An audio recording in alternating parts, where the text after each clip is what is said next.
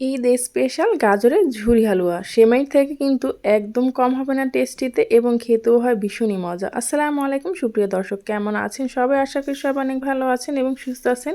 ঈদে তো দেখা যায় সবাই আমরা সেমাইটা একদম কমন জিনিস খেয়ে থাকি। ঈদের দিন ডেজার্ট আইটেম হিসেবে কিন্তু এই গাজরের ঝুরা হালুয়াটা তৈরি করতে পারেন, একদম সেমাইয়ের থেকেও কম হবে না, খেতে অনেকটা দুর্দান্ত হয়।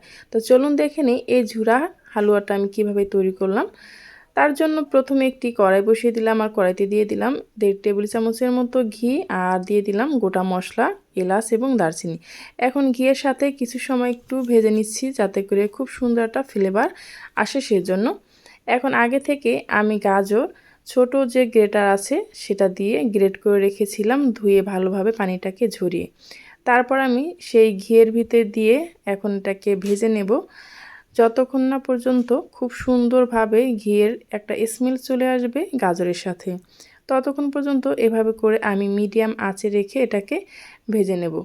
এটা যেহেতু আমি ইলেকট্রিক চুলায় রান্না করছি, আপনারা যদি গ্যাসের চুলায় রান্না করেন সেক্ষেত্রে কিন্তু চুলার জালটা মিডিয়াম করে নেবেন। কিছু সময় ভাজার পর এখানে আমি দিয়ে দিচ্ছি 1/2 কেজির মতো লিকুইড দুধ দিয়ে ভালোভাবে আবারও আমি একটু জাল করে নিচ্ছি। আমি দুধটাকে আগে থেকে জাল করে ভালোভাবে ঘন করে নিয়েছি। এই গাজরের ভিতরে যত ঘন করে জাল করে দিবেন এটা কিন্তু খেতে তত বেশি ভালো লাগবে।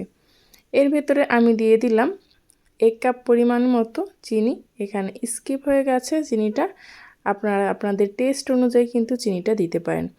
এখন আমি ভালোভাবে নেড়েচেড়ে আবারও কিছু সময় মিশিয়ে নিচ্ছি। তারপর আমি অপেক্ষা করব যতক্ষণ না পর্যন্ত বলক আসে ততক্ষণ পর্যন্ত।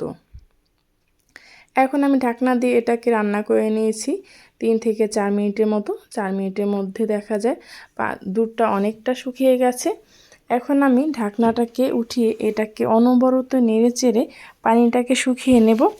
আর এটা যখন ঢাকনা দিয়ে আপনি রান্না করবেন তখন কিন্তু বারবার নাড়াচাড়া দেওয়া যাবে না, তাহলে কিন্তু এটা গলে যাবে। যে গাজর দিয়ে আমি যে গ্রেট করে রেখেছিলাম সেমাইয়ের মতো কুচি কুচি, সেটা কিন্তু আর দেখা যাবে না। এখন আমি এখানে দিয়ে দিচ্ছি মোরব্বা ছোট ছোট করে কেটে আর কিছু কিশমিশ দিয়ে আবারও ভালোভাবে নেড়েচেড়ে মিশিয়ে নিচ্ছি। দেখা যায় ঈদের সময় সবাই আমরা মিষ্টি খাবার খেতে অনেক বেশি পছন্দ করি ঈদের সকালে। তার ভিতরে যদি নানা রকম আইটেম থাকে তাহলে কিন্তু মন্দ হয় না। এখন আমি এখানে দিয়ে দিচ্ছি 1 কাপ পরিমাণের মতো গুঁড়া দুধ দিয়ে ভালোভাবে আবার একটু মিক্স করে নিচ্ছি। যখন দেখবেন দুধটা মানে লিকুইড দুধটার একদম শুকিয়ে এসেছে, এই অবস্থায় কিন্তু গুঁড়া দুধটা দিয়ে দেবেন। তাহলে কিন্তু একদম ভুনা সেমাইটা আমরা যেভাবে তৈরি করি ঠিক সেরকমই কিন্তু এই গাজরের ঝুরা হালুয়াটা হয়ে যাবে। আর খেতে অনেকটা টেস্টি হয়, সেটা আপনারা বাসায় তৈরি না করলে বুঝতেই পারবেন না।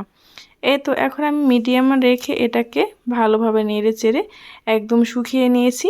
আর এটা কিন্তু ঠান্ডা হলে আরও ঝুরঝুরে হয়ে যাবে। এখন আমি এটাকে নামিয়ে পরিবেশন করে নিলাম। আর দেখতেই পারছেন কতটা সুন্দর আর কতটা লোভনীয় হয়েছে। এখন আমি এখানে কিছু কিশমিশ দিয়ে ডেকোরেশন করে নিচ্ছি। এটা কিন্তু ঈদের দিন সকালে যদি টেবিলে থাকে তাহলে কিন্তু সবাই এটার দিকেই নজর রাখবে। আমার এই ভিডিওটা যদি আপনাদের কাছে ভালো লেগে থাকে তাহলে প্লিজ চ্যানেলটি সাবস্ক্রাইব করে পাশে থাকা বেল আইকনটা ক্লিক করে রাখবেন। যারা ফেসবুক পেজ থেকে দেখছেন চাইলে পেজটি ফলো দিয়ে আমার সাথেই থাকতে পারেন। আল্লাহ হাফেজ।